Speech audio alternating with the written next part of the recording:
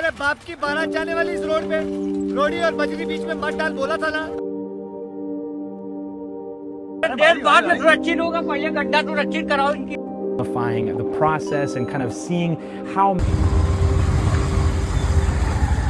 दोस्तों कहते हैं बेंगलुरु भारत की सिलिकॉन वैली है। यहाँ से करोड़ों का बिजनेस चलता है। दुनिया भर के लोग इसे टेक कैपिटल कहते हैं। लेकिन एक सवाल है, क्या ये शहर वाकई सिलिकॉन वैली है या गड्ढों की गली?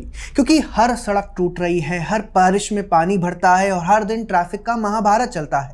और अब हालत ये है कि ब्लैक बक जैसी कंपनी बेंगलुरु से अपना ऑफिस शिफ्ट करने की सोच रही है। तो आखिरकार बेंगलुरु में चल क्या रहा है? बेंगलुरु वाले तो शायद जानते ही हैं, पर अगर आप नहीं जानते हैं कि बेंगलुरु के इंफ्रास्ट्रक्चर इश्यूज कितने बढ़ गए हैं तो ये वीडियो जरूर देखिए। दोस्तों अपनी स्क्रीन पर इस रेडिट पोस्ट को देखिए। The roads of Bangalore are a complete nightmare, when will this end? ये बेंगलुरु में रहने वाले एक नॉर्मल आईटी वाले बंदे ने लिखा है। इस देसी सिलिकॉन वैली में रोजमर्रा की मुसीबतें सबसे बड़ा सरदर्द हैं। सुबह ऑफिस जाते वक्त सबसे बड़ा काम होता है गड्ढों से बचना। बारिश हो तो सड़कें नदी बन जाती हैं। सुबह सुबह स्कूल जाते बच्चों को बस में झटके लगना आम बात है। We live around 14 kilometers away from school. And in the mornings with minimal traffic. I promise I didn't fake that. These are actually the roads of Bangalore. और कभी कभी तो स्कूल बस ही रोड में अटक जाती है। यानी आईटी कैपिटल के टैग के पीछे हकीकत है गड्ढों का शहर। और दोस्तों पीनिया, जिगानी, बोमसांद्रा जैसे इंडस्ट्रियल हब की हालत तो और भी बुरी है। कंपनीज भी अब साफ कह रही खराब सड़कें, पावर कट्स और पानी की कमी की वजह से काम रुक रहा है। कुछ तो सीधा बोल रहे हैं कि हम बेंगलुरु छोड़कर दूसरे राज्य जा रहे हैं। सोचिए, जिसे स्टार्टअप कैपिटल कहते हैं वहां से ही बिजनेस भाग रहे हैं। हालत यह है कि लोगों को बाहर आना पड़ रहा है कि बेहतर रोड दो भैया। लेकिन कांग्रेस पार्टी देश में भी जनजी वालों के अलावा कोई और प्रोटेस्ट बर्दाश्त नहीं कर सकती, इसीलिए पुलिस ने बेटर इंफ्रास्ट्रक्चर मांग रहे इन बेंगलुरु वालों को रोक दिया।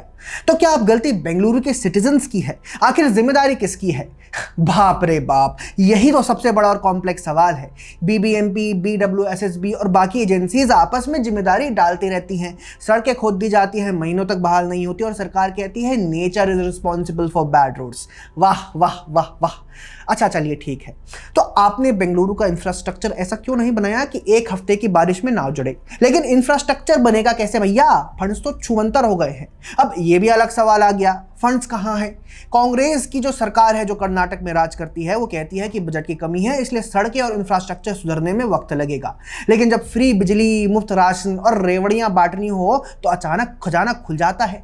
यानी जनता से टैक्स लो और उस पैसे को वोट बैंक पर खर्च करो। इंफ्रास्ट्रक्चर उसके लिए तो पैसा ही नहीं है। याद रखिए, हर मुफ्त स्कीम का पैसा जनता की जेब से ही आता है। अगर वो पैसा सड़कें सुधारने और बेटर ड्रेनेज सिस्टम बनाने में लगते तो आज बेंगलुरु ये हालात ना झेल रहा होता। बारिश आते ही शहर डूब जाता है, टेक पार्क के बेसमेंट स्विमिंग पूल बन जाते हैं, गाड़ियां नाव की तरह तैरती हैं। अच्छा चलो, अगर बारिश ना होती तो ट्रैफिक ऐसा है कि लोग कहते हैं कि बेंगलुरु में उम्र नहीं बढ़ती, ट्रैफिक में कटती है। 3 घंटे की जर्नी रोज की हकीकत बन गई है। हेल्थ प्रॉब्लम्स बढ़ रहे हैं, गाड़ियां खराब हो रही हैं और जनता थक चुकी है।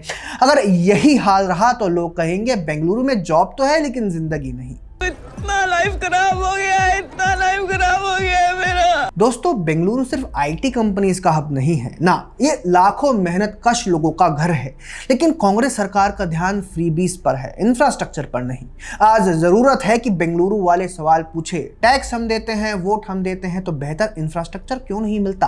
और बेंगलुरु की इस दुर्दशा पर सिर्फ कर्नाटक वालों को चिंता नहीं होनी चाहिए, ये तो पूरे भारत की समस्या है।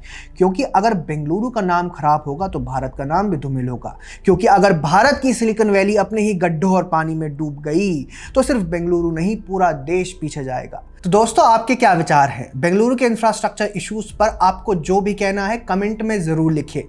अपना कोई फीडबैक देना हो तो जरूर दें और ऐसे ही अन्य वीडियोस के लिए पैम्फलेट को सब्सक्राइब करना ना भूलें। जय हिंद।